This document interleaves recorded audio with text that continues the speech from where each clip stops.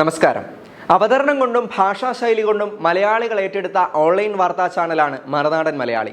തനിക്ക് സത്യമെന്ന് തോന്നുന്ന കാര്യങ്ങൾ മുഖം നോക്കാതെ പറയുന്ന ഷാജൻ സ്കറിയ എന്ന അവതാരകനാണ് മറുനാടൻ മലയാളിക്ക് കൂടുതൽ ശ്രദ്ധ നേടിക്കൊടുത്തത്.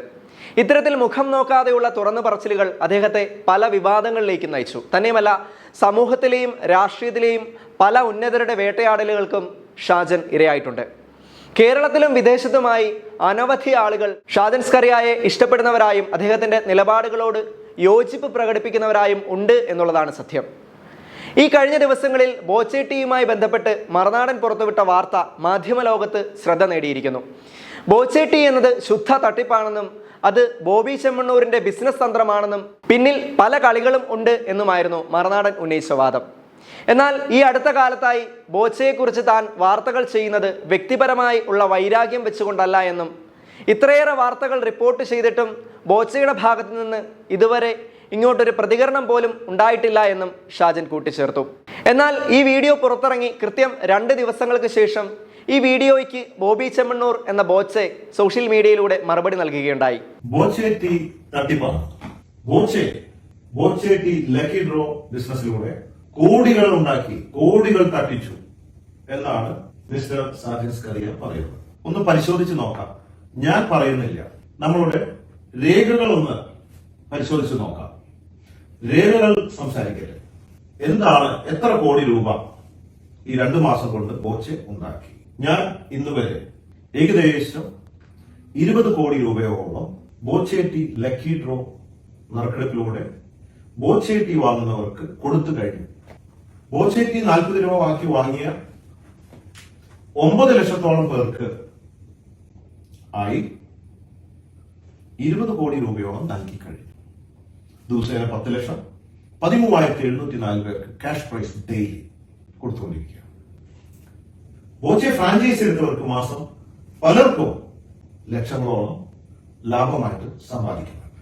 ഇതൊക്കെ ഞാൻ പറയുന്നതല്ല, ഈ കാണുന്ന രേഖകളാണ് സംസാരിക്കുന്നത്. എല്ലാ ബാങ്ക് സ്റ്റേറ്റ്മെന്റ് ഉണ്ട്. 10 ലക്ഷം ഒക്കെ കൊടുക്കുമ്പോൾ TDS പിടിച്ചിട്ടാണ്, GST എല്ലാ ടാക്സുകളും അടച്ച രേഖകൾ, ബാങ്ക് സ്റ്റേറ്റ്മെന്റുകളാണ് സംസാരിക്കുക. ഞാനൊരു അക്ഷരം ഇടുന്നില്ല.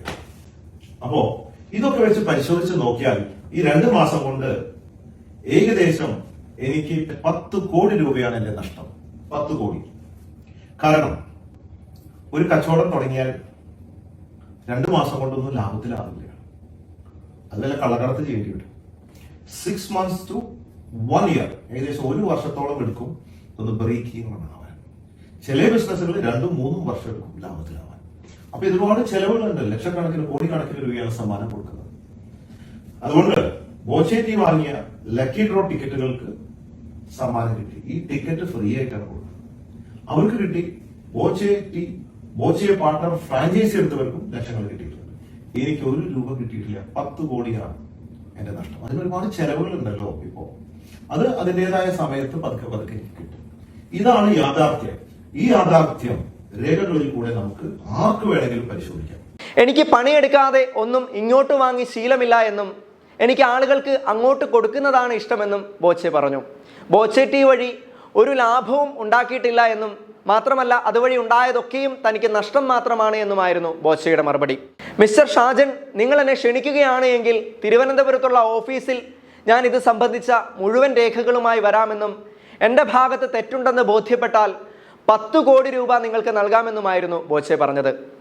നിങ്ങൾ ക്ഷണിക്കാതെ വെറുതെ കയറി വരില്ല എന്നും ബോബി ചെമ്മണ്ണൂർ പറഞ്ഞു.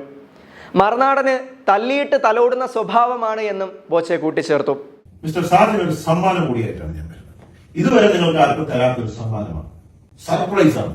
10 കോടി രൂപ.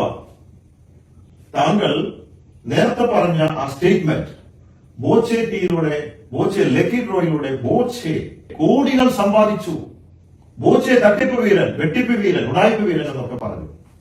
രേഖകൾ വെച്ച് താങ്കൾ പരിശോധിച്ചിട്ട് ഞാൻ കോടികൾ സമ്പാദിച്ചിട്ടുണ്ടെങ്കിൽ ഞാനൊരു തട്ടിപ്പ് വീരൻ. ബിസിനസ്സിൽ സമ്പാദിച്ചാലും തട്ടിപ്പല്ല. ഇനി ഞാൻ സമ്പാദിച്ചിട്ടുമില്ല. അങ്ങനെ സമ്പാദിച്ചിട്ടുണ്ടെങ്കിൽ 10 കോടി രൂപ ഞാൻ വരും. ഒരു ചെക്കായിട്ടാണ് വരിക. ഞാൻ ഈ വീഡിയോ ഷൂട്ട് ചെയ്യുന്ന സമയം വരെയും മറുനാടൻ മലയാളി ബോബി ചെമ്മണ്ണൂരിനോട് പ്രതികരിച്ചിട്ടില്ല. വ്യക്തമായ തെളിവുകളോടെ മാത്രമേ വാദങ്ങൾ ഉന്നയിക്കാറുള്ളൂ എന്ന ശാഠ്യം പിടിക്കുന്ന ഷാജൻ സ്കറിയയുടെ മറുപടിക്കായി സോഷ്യൽ മീഡിയ കാത്തിരിക്കുന്നു. ഞാനിവിടെ കാത്തിരുന്ന് മടുക്കുകയുള്ളൂ എന്ന അർത്ഥത്തിൽ എന്ന് നിന്റെ മൊയ്തീൻ സിനിമയിലെ കാത്തിരുന്ന് കാത്തിരുന്ന് എന്ന പാട്ടും വീഡിയോയിൽ ആഡ് ചെയ്യാൻ ബോച്ചെ മറന്നില്ല.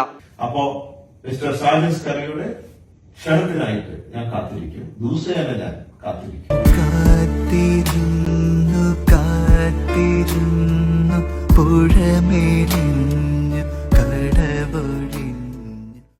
ഇനി ഇതിനോടകം ബോച്ചയെ ഷാജൻ സ്കറിയ ക്ഷണിച്ചിട്ടുണ്ടാകുമോ അറിയില്ല. ഇനി അങ്ങനെ ക്ഷണിച്ചിട്ടുണ്ട് എങ്കിൽ അതേ സംബന്ധിച്ചുള്ള വീഡിയോകൾ അധികം വൈകാതെ തന്നെ പുറത്തു വരുമെന്ന് പ്രതീക്ഷിക്കാം. അതല്ല എങ്കിൽ സത്യസന്ധതയോടെ വാർത്തകൾ പ്രചരിപ്പിക്കുന്ന അവതാരകൻ എന്ന പേര് നിലനിൽക്കാൻ അദ്ദേഹത്തിൻ്റെ വാക്കുകളെ വിശ്വസിക്കുന്ന പ്രേക്ഷകർക്ക് വേണ്ടിയെങ്കിലും ഇതിന് മറുപടി പറയാൻ ഷാജൻ സ്കറിയയും മറുനാടൻ ചാനലും ബാധ്യസ്ഥരാണ്.